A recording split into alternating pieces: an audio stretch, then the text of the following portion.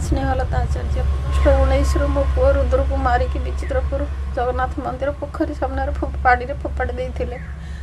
आज पर्यंत ता बापा डीएसपी एसपी कलेक्टर समस्त पाखक दौड़ी दौड़ी नयांत हेले आमर अभियोग कहीं शुणुना। बाहर लोकर एफआईआर को लेकिन ता बापा एफआईआर को ग्रहण कलेनि कि किसी भी बयान बापा ठारू नेलेनि।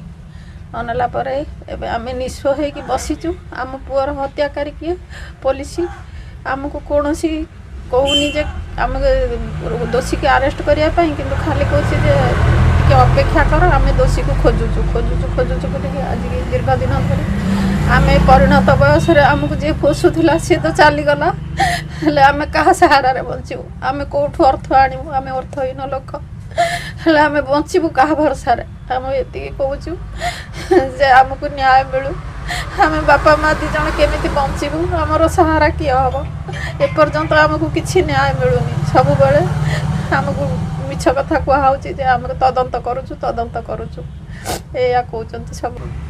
आज पोस्टाल माध्यम डीजी को आम दुख प्रकाश करुचे आम आशा करुचु आम न्याय आमको मिल बोलिकी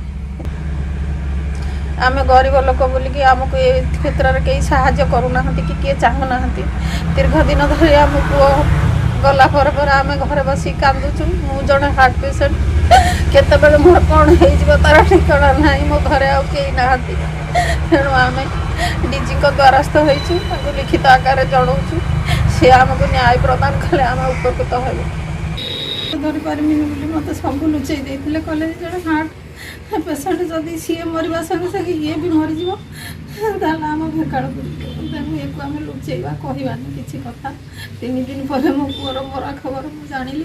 मानवप्रताप आचार्य एवं पर्यंत कौन दिग प्रति पुलिस दृष्टि दौना 19 तारिख रू आज 2.5 मास हो गला।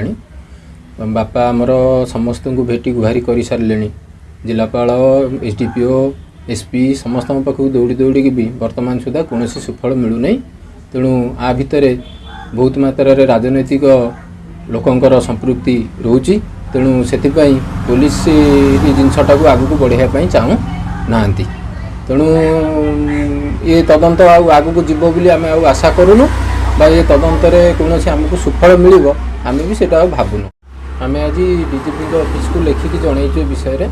तेणु आमर जो भाईर मृत्यु केस रे जदि कौन तदंत करा न जाए बा दोषी की दंड न दि जाए तेणु आम बाध्य होई डीजीपी ऑफिस आगे सपरिवार धारणा बसू।